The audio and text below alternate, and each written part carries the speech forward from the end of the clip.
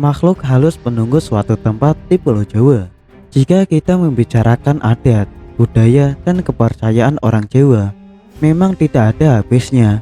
Sejarah masyarakat Jawa tak terlepas dari cerita-cerita, kepercayaan, dan filsafat yang sangat menarik, yang membuat kita semakin penasaran jika kita mempelajarinya. Berikut ini adalah cuplikan dalam buku legendaris karya antropolog kondang asal Amerika Serikat, Clifford Geertz. Dalam bukunya yang sangat fenomenal, Agama Jawa, Abangan, Santri, Priyayi dalam Kebudayaan Jawa. Pada tulisan ini, kita akan mengkaji dunia batin orang Jawa dengan sangat menarik, yakni kepercayaan terhadap makhluk halus.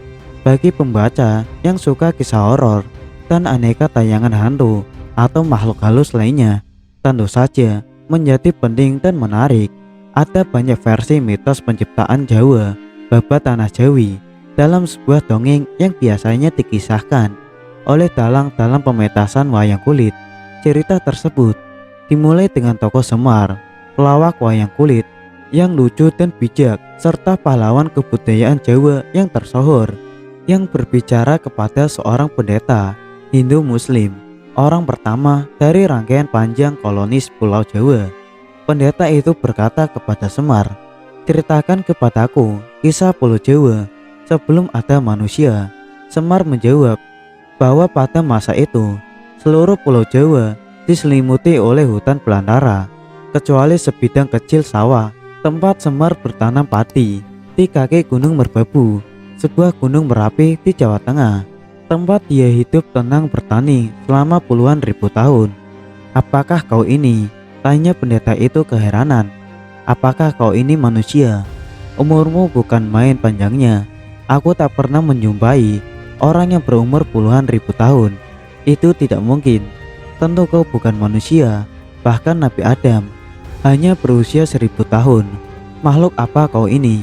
"Akui saja yang sebenarnya."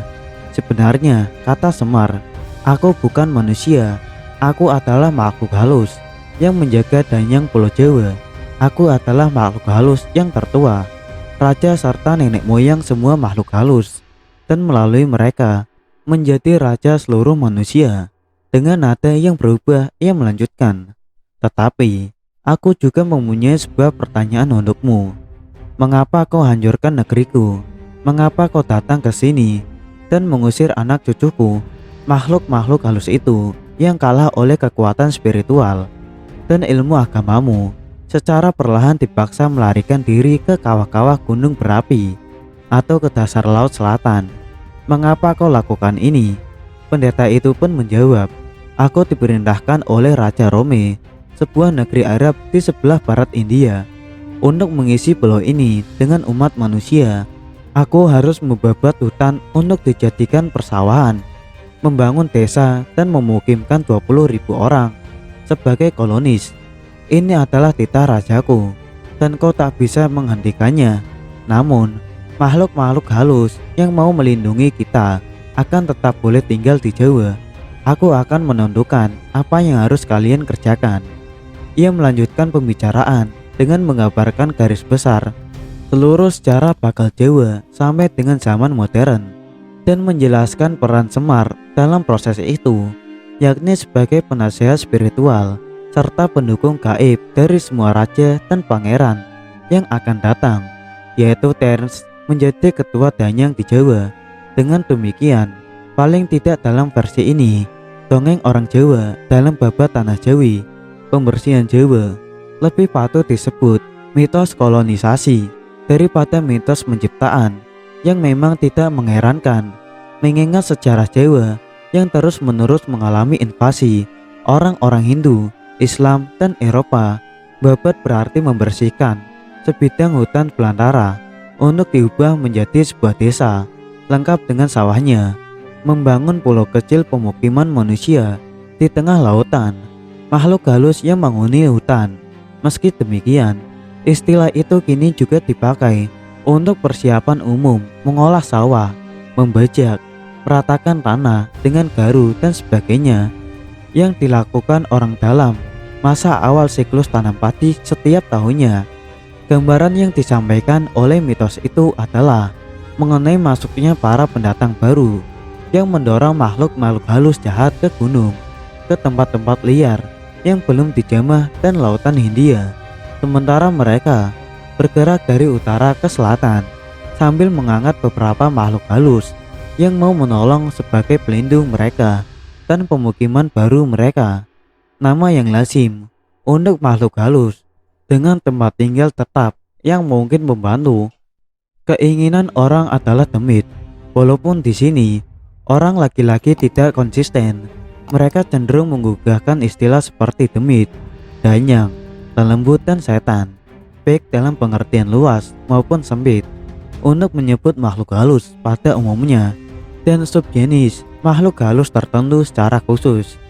Demit dalam arti sempit tinggal di tempat-tempat keramat yang disebut punden, yang mungkin ditandai oleh beberapa reruntuhan Hindu, mungkin sebuah patung kecil yang sudah rusak, pohon beringin besar, kuburan tua, sumber air yang nyaris tersembunyi, atau kekhususan topografi semacam itu. Ada sejumlah punden semacam itu di daerah Mojokuto, di berbagai pohon yang sangat besar atau berbentuk aneh di berbagai reruntuhan Hindu yang tersebar di sana sini. Akan tetapi yang paling terkenal, paling sering dipuja dan dianggap paling berkuasa adalah makhluk halus yang tinggal di pusat kota Mojokuto, di pinggir alun-alun. Namanya Mbah Buddha, yang secara harfiah berarti kakek Buddha. Tetapi Buddha di sini tidak merujuk ke Gautama.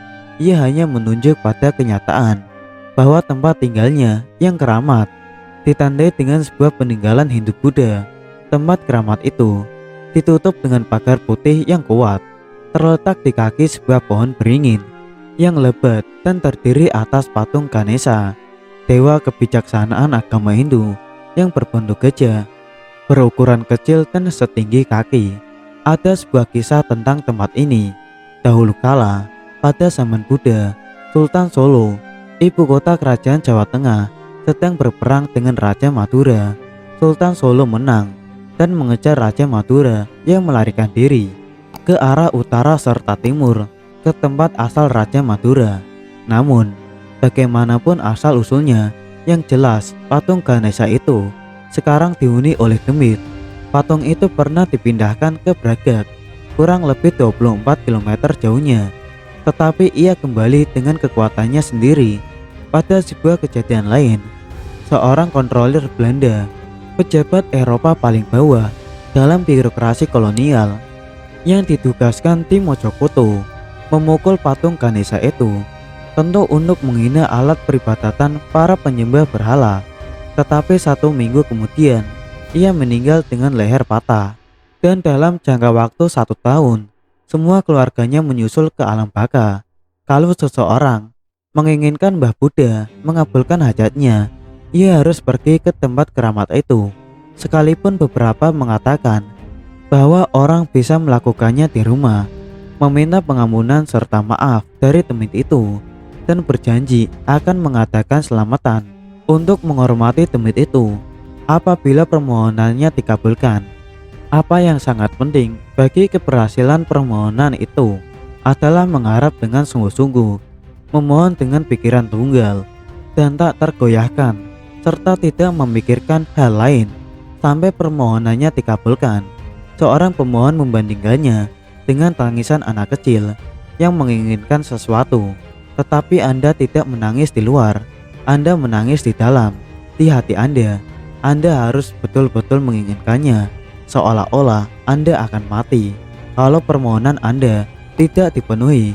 Kalau keinginan Anda begitu kuat dan begitu lama, maka hampir dapat dipastikan keinginan Anda itu akan terpenuhi.